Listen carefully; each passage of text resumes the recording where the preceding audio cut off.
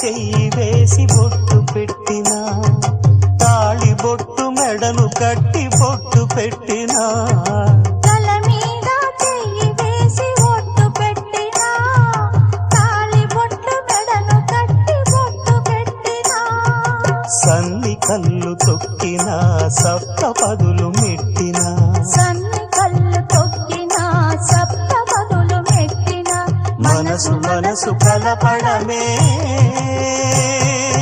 మంత్రం పరమార్థం.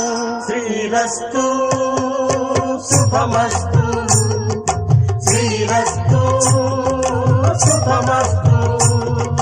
శ్రీకారం చుట్టుకుంది పెళ్లి పుస్తకం, ఇక